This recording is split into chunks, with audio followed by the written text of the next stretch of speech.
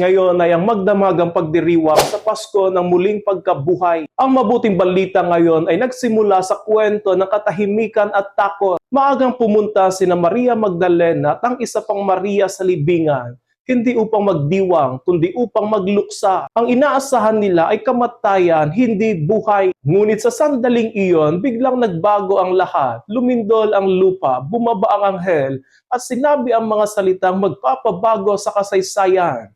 Wala siya rito, siya ay muling nabuhay. Ang unang reaksyon ng mga babae ay takot. Natural na reaksyon sa isang bagay na hindi nila inaasahan. Ngunit agad itong napalitan ng kagalakan. Ito ang misteryo ng Pasko ng pagkabuhay. Ang Diyos ay pumapasok sa ating takot at ginagawa itong pag-asa. Pumapasok siya sa ating lungkot at ginagawa itong kagalakan. Ang muling pagkabuhay ay hindi lamang balita. Ito ay pagbabago ng realidad.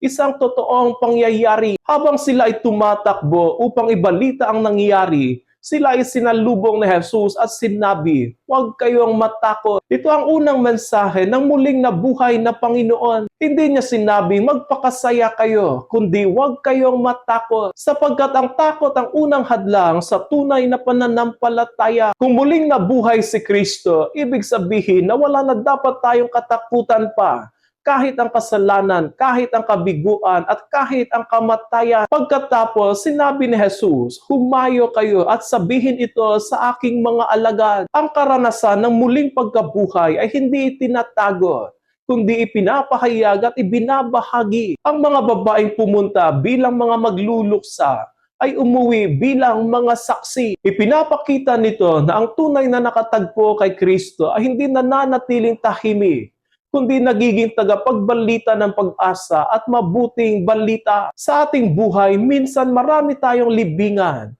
mga sitwasyong akala natin ay tapos na, mga pagkakamali, mga sugat at mga kabiguan. Ngunit ang Pasko ng muling pagkabuhay ay nagpapaalaala sa atin na walang libingan na hindi kayang buksan ng Diyos. Kung muling nabuhay si Kristo, ibig sabihin hindi katapusan ng ating kadiliman.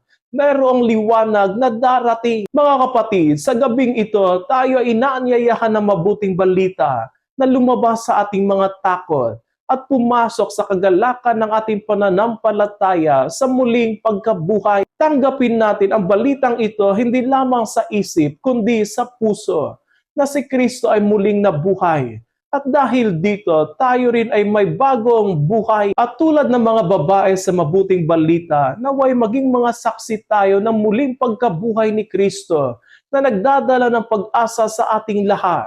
Isang pag-asa na hindi na kayang patayin pa ng anumang kadiliman. Si Kristo ay muling nabuhay. Alleluia, alleluia.